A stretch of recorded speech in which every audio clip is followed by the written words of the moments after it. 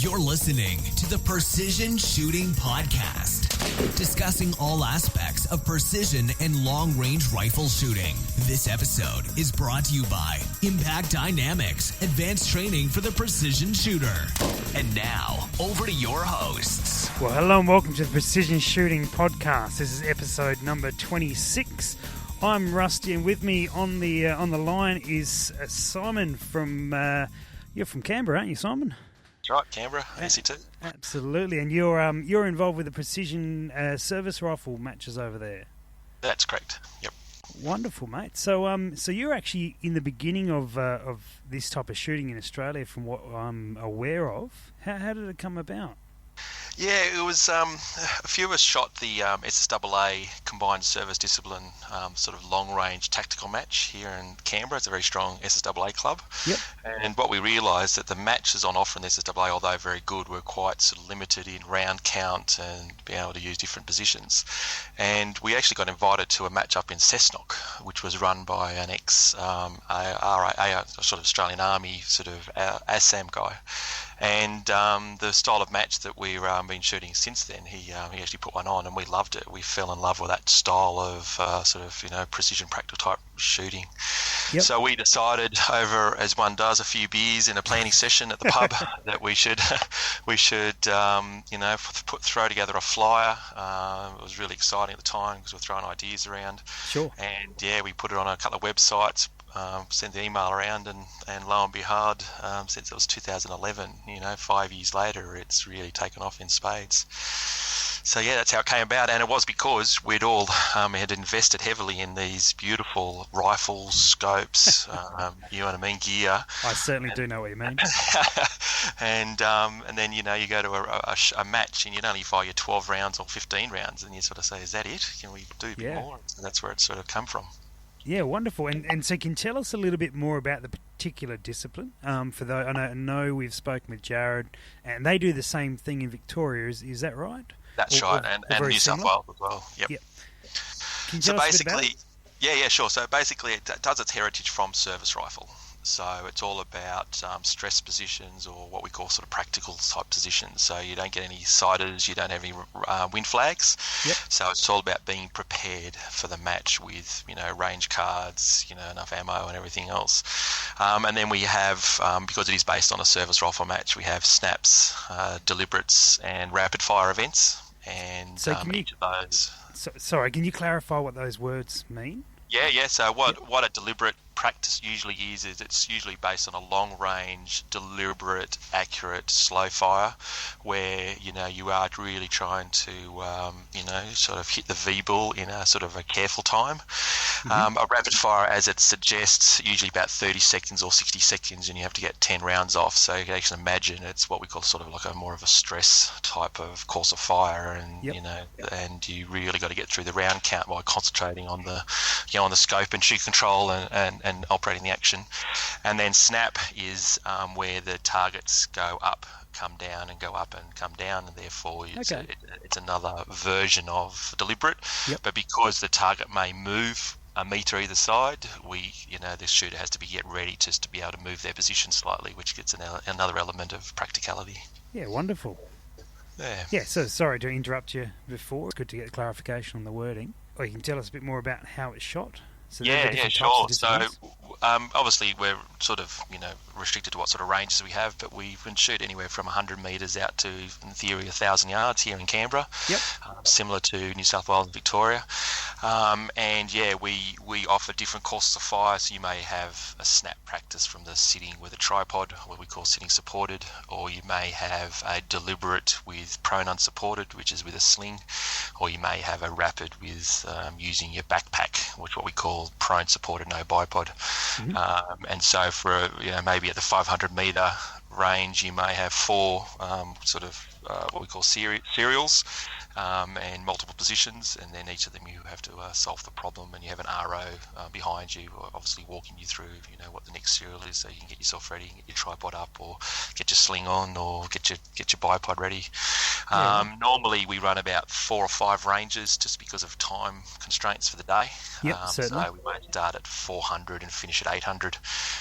Jared came up with a really innovative idea. I think we started at 600 yards and then we worked all the way down to 200. And the trick there was to make sure that everyone really had were paying attention to their dope on their scopes, which I thought was quite innovative. So Certainly. something we may adopt moving forward. Yeah, brilliant.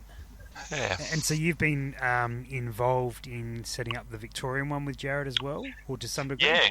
Yeah, so Jared came and shot our matches numerous times, and he did well, the little bugger, which was good. And obviously he caught the bug, and then he approached us and said, "Look, I'd love to be able to do this locally." So yeah, absolutely, we helped him out with all the targets. We helped him out with some of the courses of fire. But since that initial phases, he's really taken it by the horns and run with it, and he's really got an excellent website. And we're now about to launch the Australian website, which really helps people who want to get into this type of sport have a central, as most websites are, a repository of information relating to FAQs, where to shoot, contact details, previous results, scores. Yeah. And I have to have a shout out to Jared. He's done an absolute brilliant job in pulling all that together. Wonderful. And at the end of the year, we have like the traditional, like in America, the PRS sort of champion winner. So we collate top 5 scores from each 3 at the moment, and hopefully we'll expand it later. And then we'll have the big celebration at the end and have Christmas and hopefully some ham and turkey and some apple and talk through what our plans are for the next year. All the good stuff. All the good stuff. Yeah, wonderful. And so is that website up yet or not quite yet? Yeah, he just sent it out literally today. He wanted me to review it. It looks fantastic. And I'm not a web designer expert per se, but yeah, you will probably see it. We can obviously give you the link so you can share it out about, and we'll hit some of the forums. So it becomes our central portal, be able to flow, to be able to sort of control the flow of information and everything else. So yes, it'll be out very hopefully probably even next week, because it's looking pretty good to what I've seen thus far. So, yeah, wonderful. Jared must be doing some late nights. His girlfriend must be getting a bit annoyed with him. Well, we'll make sure we link that on the show notes when it does go up, and we'll also put that out on Facebook as well. Absolutely. Good to have all those details connected, and that's across the one in Vic, the one where you are, and the one also in New South Wales. Yeah, so Brian has done an absolute stellar effort in galvanising his local club to shoot our events as well. He comes from a military background as well, so he really bought into the traditional style of shooting event this was. So It's shot at the Hornsby Rifle Club. So I encourage anyone who is in Sydney to reach out, because I think the next competition's coming at the end of this month, and we're shooting something called Match 200, which is taken out of the Australian Shooting Arms Manual, the ASAMs, and it's what the military call a sniper qualification match. And obviously we've civilised it a bit and done a bit more competition, a bit more under the NRA rules to make it all compliant. It's a really, very, really fun match, and you get a score that you can then reflect back to, in theory, being deemed competent from a sniper perspective if you achieve a certain points. Wow! So, which is really cool. Yeah, very good. And so, what? I'm interested in your history, Simon. Where did the love of shooting come for you? Oh yeah, that's really from a young age. I can always remember out in the garage trying to nail 3 bits of wood together to make it into a Tommy gun to chase the old brother around the backyard. Yep. And I remember one of our family friends used to run the junior program. I don't know if you're probably aware that SSWA runs a very successful junior program for shooters. And he asked me to come along, and I shot my first ever. I think it was an Enshields 22 when I was 12, 13, I suppose. Mm-hmm. And I fell in love with it. You just imagine, all I could do was do the research and read the books, and then I got into a lot of military history. I'm a bit of a military history buff. I was doing my master's in military history, and that's why I liked.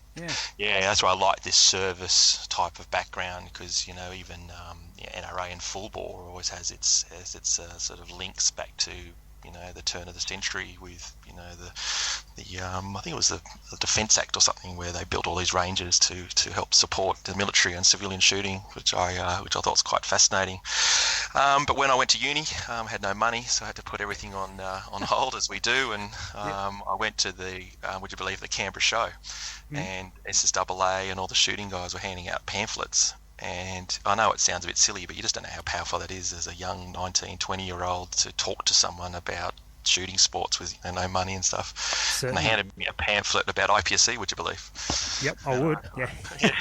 And I remember to this day, it's blue. I don't know if everyone's recognised it's a blue little pamphlet, and I sat there in my studies doing engineering, which means very deep, and just staring at this pamphlet saying that's my goal. I was going to get my degree and I was going to start IPSC, which I did. So I rewarded myself, Wonderful. bought myself a Glock, and shot at least, I'd have to say 10, 11 years of IPSC.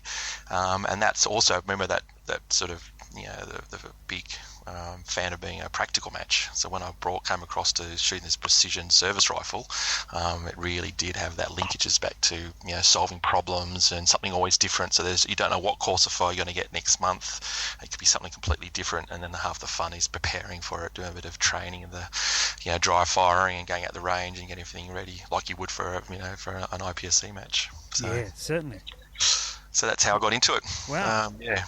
Very good. And have you just to complete the trifecta, have you done much with shotgun at all?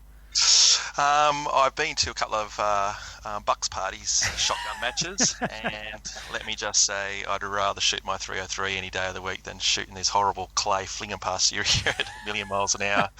I put my hat out to anyone who does well in that sport, because I found, coming from a rifle pistol background, I didn't have the follow through properly, and I was trying to wait for the clay to come into my sight picture, and it was fun. Yep.